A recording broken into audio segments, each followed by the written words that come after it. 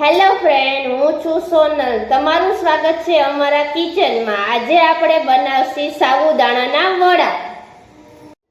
સૌથી પહેલા આપણે રાજગરાનો લોટ લઈ લીધો છે, પલાળેલા સાબુદાણા લઈ લીધા છે, 2 બટાકા લીધા છે અને 1 મરચું લીધું છે.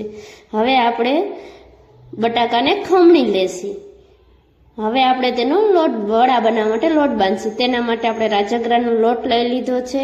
હવે એની અંદર જે આપણે પલાળેલા સાબુદાણા હતા તે આપણે એડ કર્યા છે અને હવે નાખશી એની અંદર જે આપણે ખમણેલું બટાકું હતું તે આમાં નાખશી. આપણે આમાં પાણીનો ઉપયોગ નહીં કરવો પડે, કારણ કે બટેટામાંથી ઓલરેડી પાણી નીકળશે. એટલે હવે ઝીણું સુધારેલું એવું મરચું નાખ્યું છે અને 1 ટમેટું ઝીણું સુધારેલું નાખ્યું છે.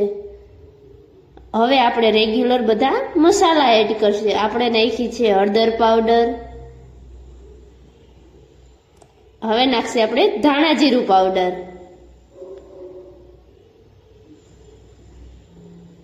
હવે નાખશી લાલ મરચું પાવડર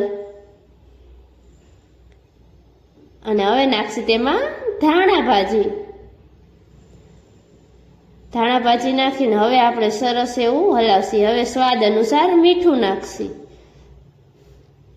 અને આમાં પાણીની જરૂર નહીં પડે, એટલે હળવે હાથે સરસ એવું બધું આપણે મિક્સ કરીને આપણે લોટ બાંધી લેશી.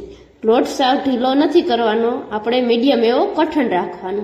તમે જોઈ શકો છો હથેળી વડે એવું સરસ એવું કહણીને આપણે આખો લોટ બાંધી લેશી. તમે જોઈ શકો છો આપણો લોટ બંધાઈ ગયો છે. આમાં આપણે પાણીનો પણ ઉપયોગ નથી કરવાનો. હવે આપણે વડા વારી લેશી. તમારે જેવડી સાઈઝમાં કરવો હોય એ સાઈઝમાં તમે કરી શકો છો. તમે જોઈ શકો છો આપણા વડા બનવા માંડ્યા છે. જો આપણે બધા વડા થઈ ગયા છે. હવે આપણે તેને તરશી. તેના માટે આપણે ગરમ થવા તેલ મૂકી દીધું હતું અને હવે તેલ આપણું ગરમ થઈ ગયેલું છે ઓલરેડી. એટલે હવે એક એક કરીને બધા વડા આપણે તેમાં એડ કરી દેશી. થોડીક વાર થાય પછી આપણે ઝારા વડે તેને એક એક કરીને બધા પલટાવી લેશી.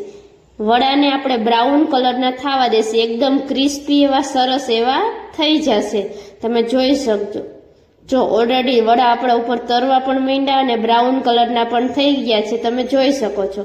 હવે ઝારા વડે આપણે તેને કાઢી લેશી. આપણા વડા રેડી થઈ ગયા છે. તમે જોઈ શકો છો કેવા સરસ ક્રિસ્પી એવા થયા છે. જો તમને મારો વિડીયો સારો લાગ્યો હોય તો લાઈક, શેર અને સબસ્ક્રાઇબ કરવાનું ભૂલતા નહીં. તમને અવનવી આવી રેસીપી